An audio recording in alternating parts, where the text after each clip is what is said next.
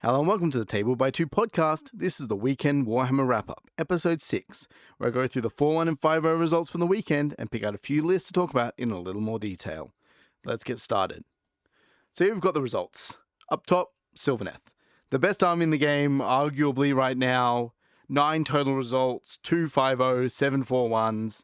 Last week they had 15 total results. They're most likely going to be the top army here until the General's Handbook and the corresponding battle scroll.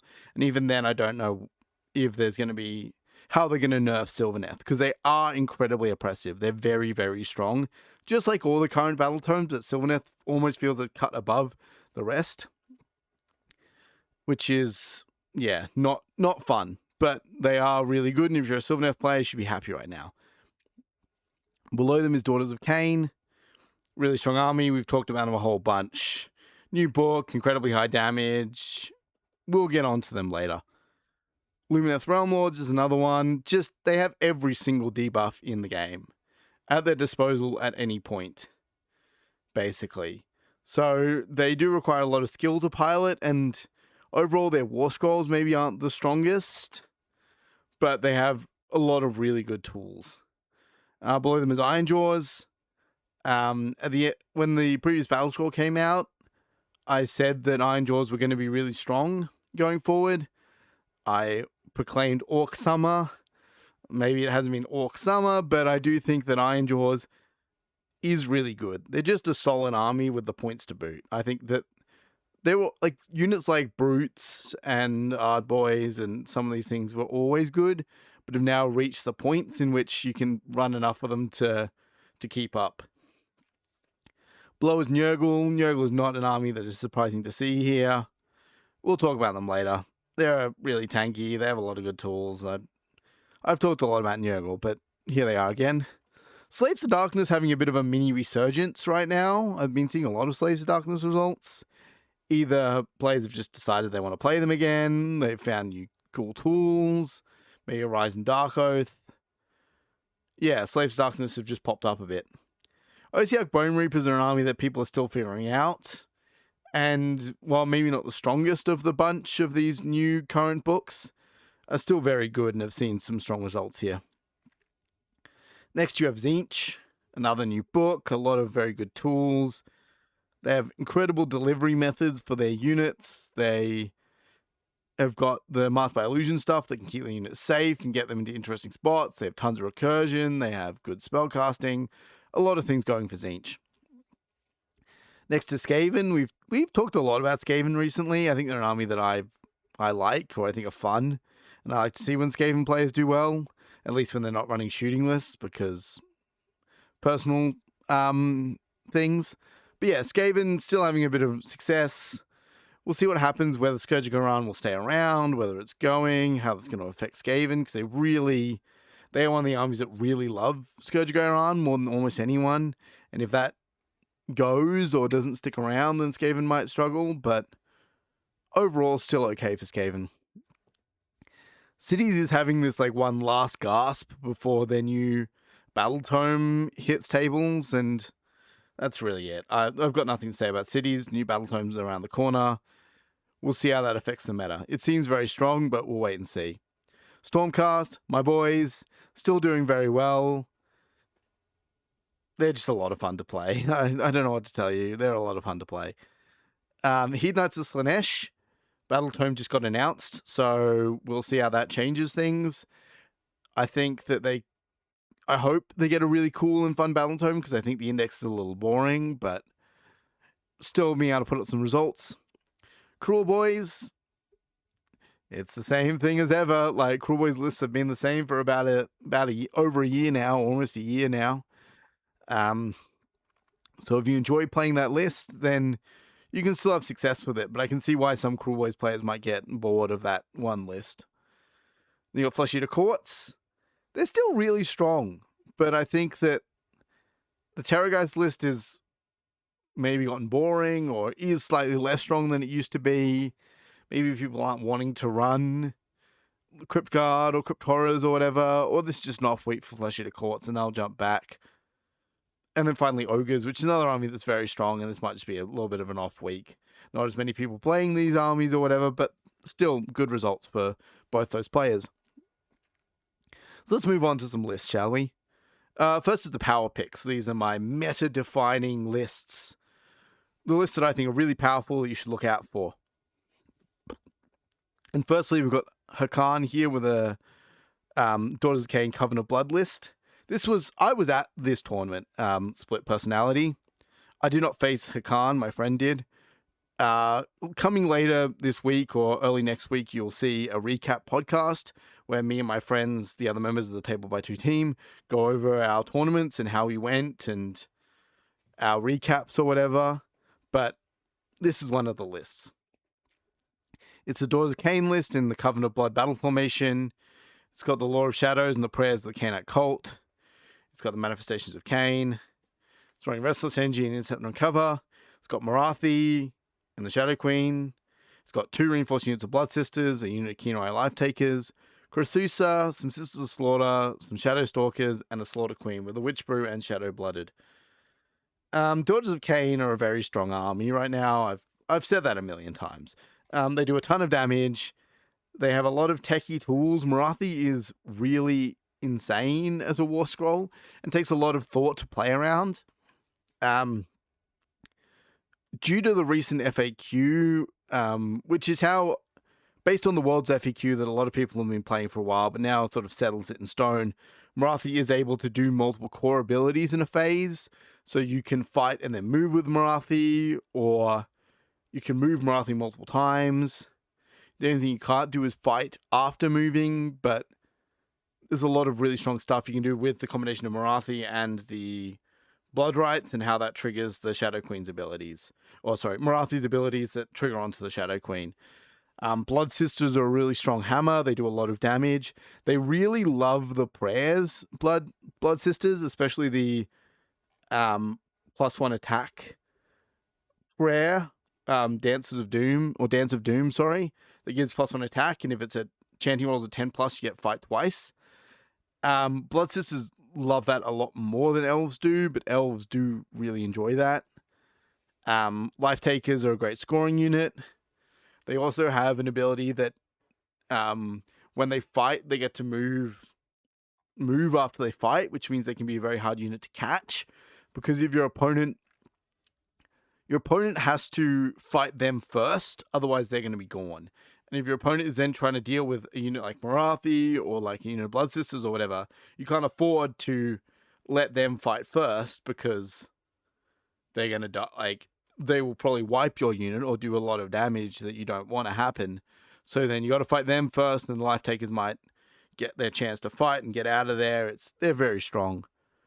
It's a little techie piece here. We've got Crethusa, a 2-chant priest. I'll talk about that later, but I think priest 2 matters a lot in armies that have priests, and Crethusa is one of them.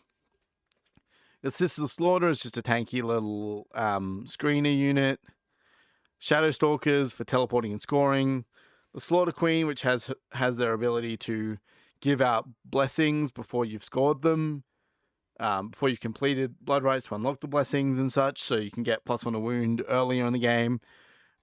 Witch Brew, which allows you to make your units ethereal, which is very good. Or ignoring negative modifiers to save rolls is even better, so you can still all out defense them or whatever. Makes units quite tanky. And then you've also got Shadow Blooded, which gives you minimum 4 redeploys, which is just a solid little command. Solid ability. I'll also point out that the Daughters of Cain Manifestation Law is arguably one of the strongest in the game. The Snake is really good, actually. It's a surprisingly decent combat monster, and the swords can shut off wards for the rest of the battle, which is quite nice. And you get -1 to wound from the Heart of Fury, which is quite nice. So yeah, this is Daughters of Cain. We've got Blood Sisters here. 8-inch move, which means they're actually quite speedy, especially with, you can give them run and charge from unlimited spells. So now you've got a 14-inch move if you auto-run them. That's quite fast. Very fast, actually. They've got 3 health apiece, which is their big upgrade over their index counterparts. They've gained a wound, which is a lot, right? 3 health each. 30 health on a reinforced block is actually kind of tanky for DOK standards. They have 1 control each, 5 up stage, 6 up ward. Pretty standard stuff. They have 2 attacks each, 3s and 4s, Ren 1 damage 2 with crit mortals. That's a pretty solid combat profile, right? And that's before you add +1 attack, possibly charge +1 damage from Mind Razor, +1 to hit, +1 to wound, like all these buffs. They can become a potent combat piece.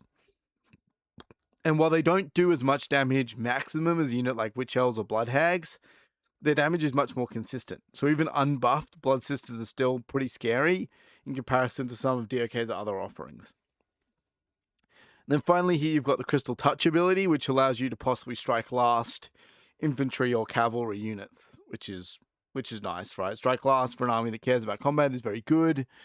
It's reasonably consistent depending on what your opponent's targets are. So against lower wound infantry, 1 or 2 wound infantry, it's not that good. 3 wound infantry, it's reasonably consistent, and then when you get up to higher wound count infantry like Rock Guts or Croxagore or whatever, or cavalry units like Vanguard or whatever, it becomes quite consistent, and that's a very solid ability to be able to set up multiple combats and know that you're going to be able to get the maximum value out of all your units. So yeah, Blood Sisters are just very good right now. Pretty solid.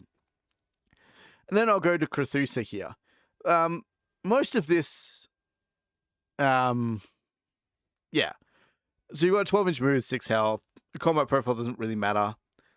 If you get a Blood Right, Crethusa will get prophecy tokens, which is actually quite nice. I sort of underrated this ability initially, but I think it is really strong if you can be scoring these Blood Rights.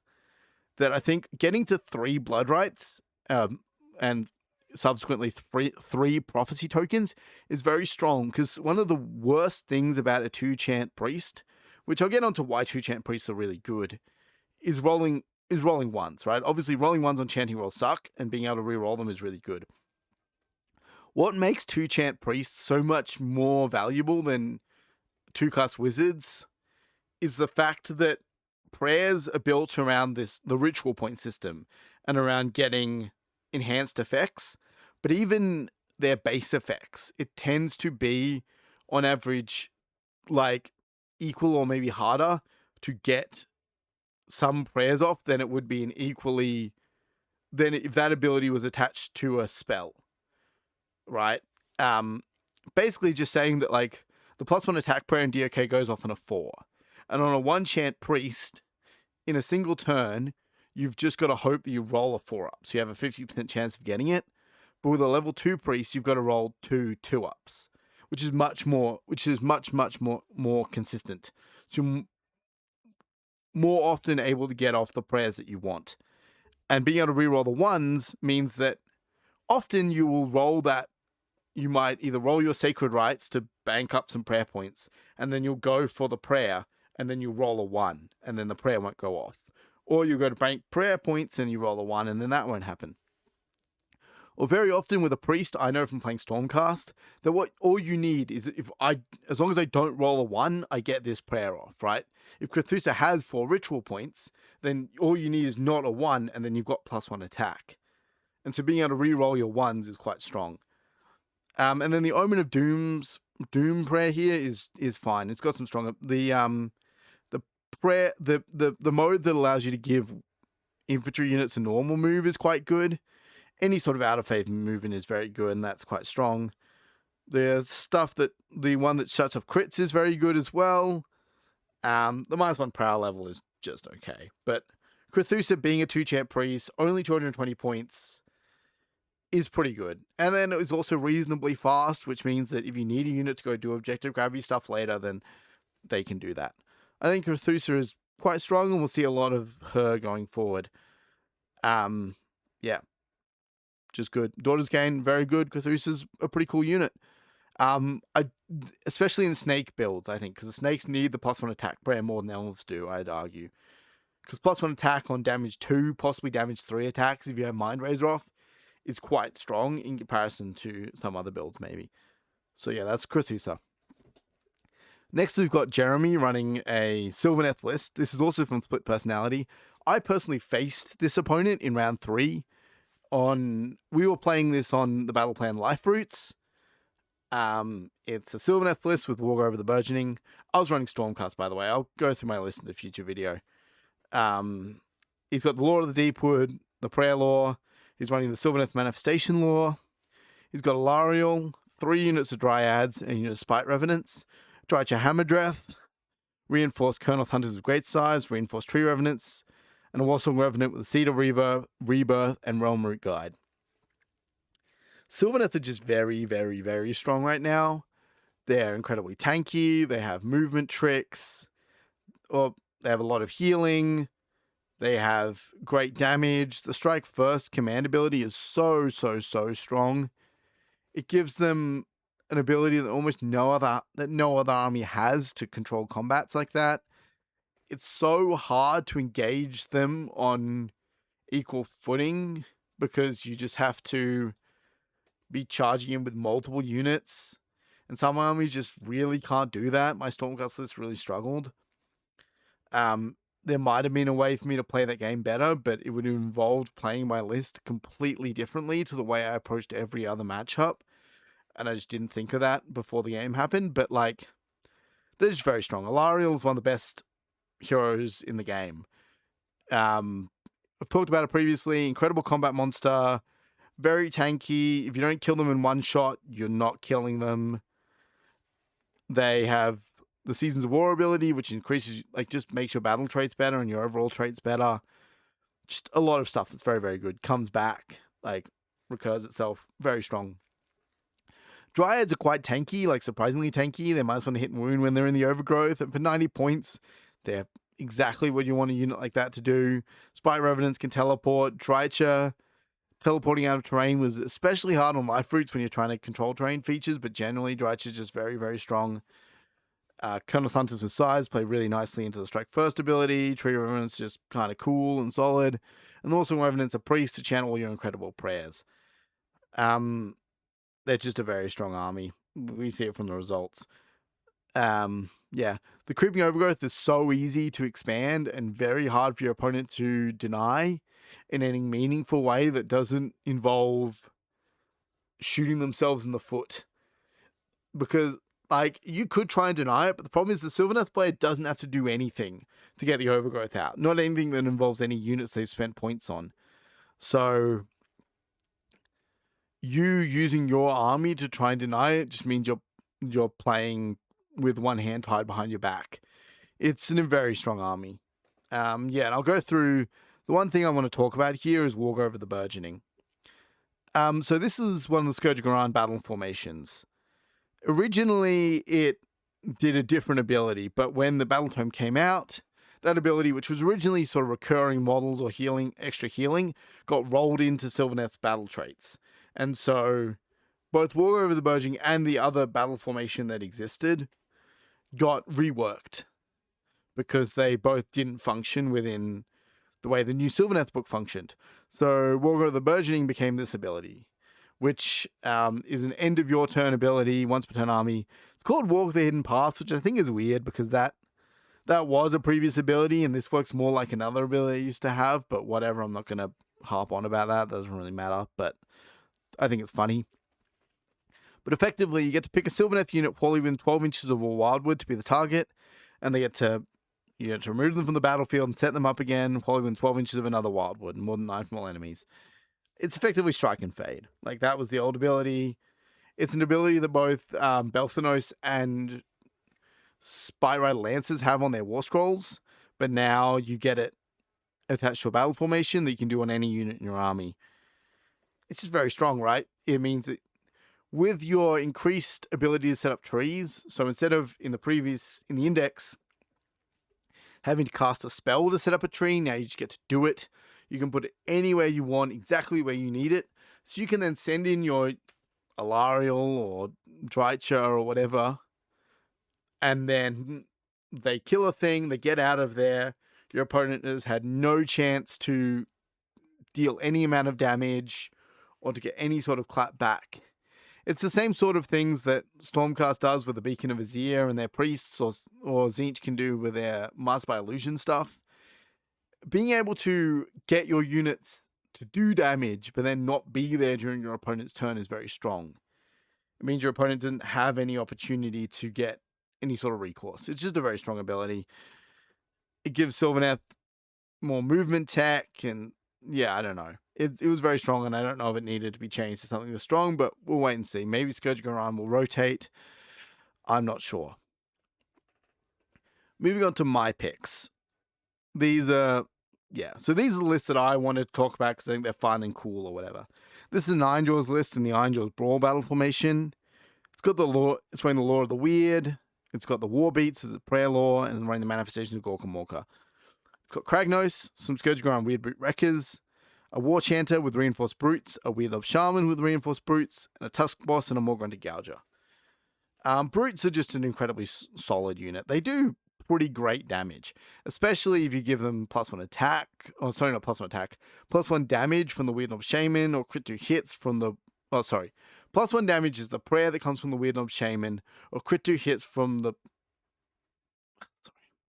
Sorry, I'm having a jumble here. The War Chanter is the priest, and he chants the +1 damage prayer. And the Weird Knob Shaman is a wizard that can cast a spell that gives you crit 2 hits.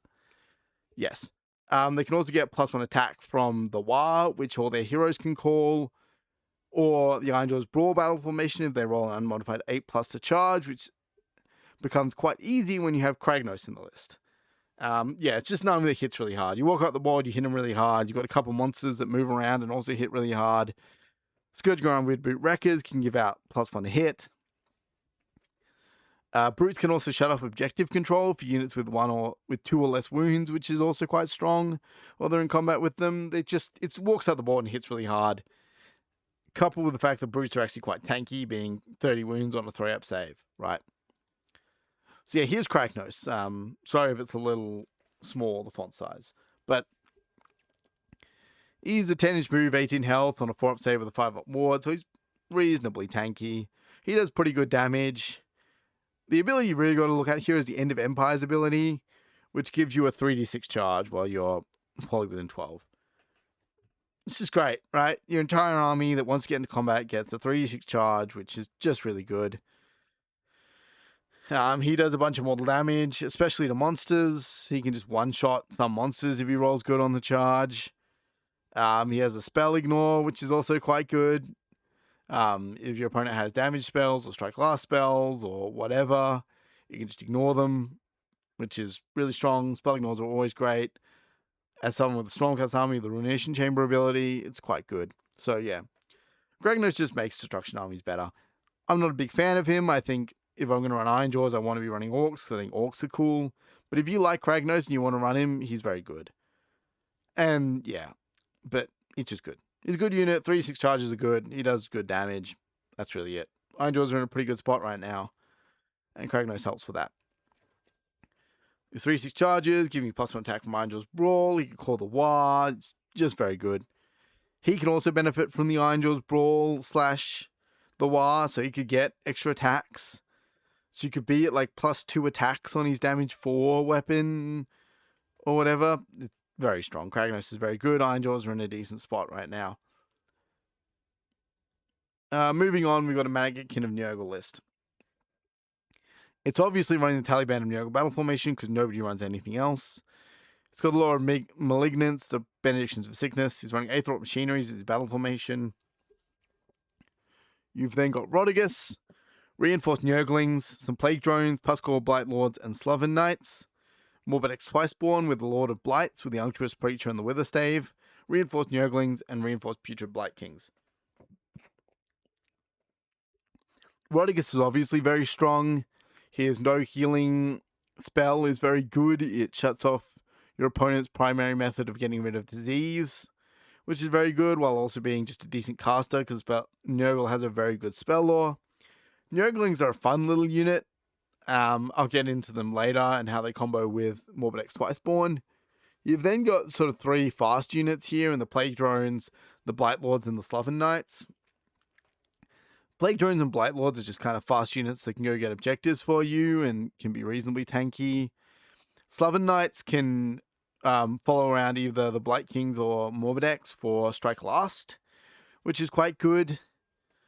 Morbidex Twiceborn is just a fun little monster that combos with your Nurglings.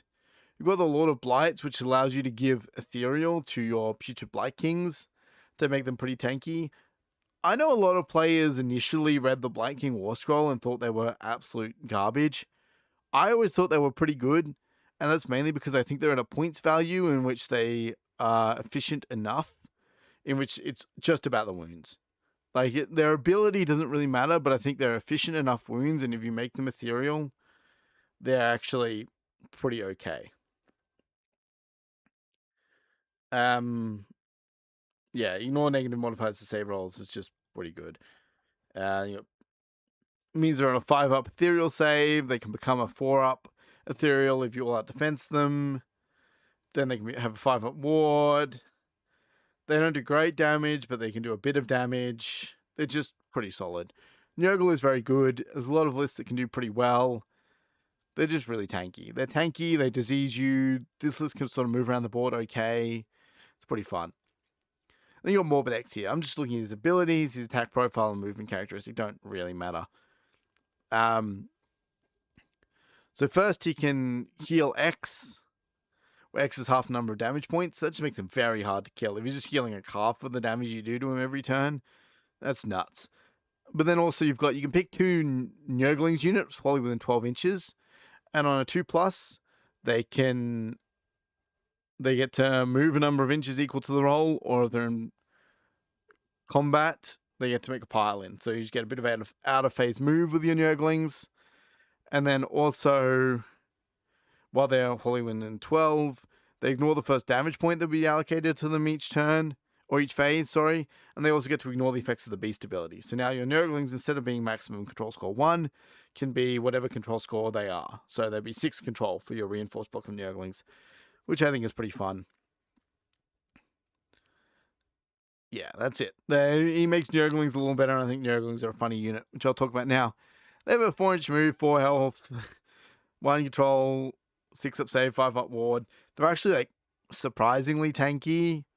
Like, there are times in which they just won't die and will really piss you off. They have 5 attacks each, 5s and 5s, no rend damage 1, with crit auto wound. Then they've got the Endless Swarm ability, which means if they are destroyed, they get to replace themselves. To note, this replacement ability is not half strength. So if you lose a unit of 6 Nurglings, you'll get 6 back. You don't get 3. So that's very, very strong. And then, yeah, the beast to make the maximum control score 1. It's just a funny list. I think Nurglings are just little buggers that run around, are kind of tanky, have some decent control. They've got the little move they get to do with Morbidex, making them not beasts, ignoring damage points.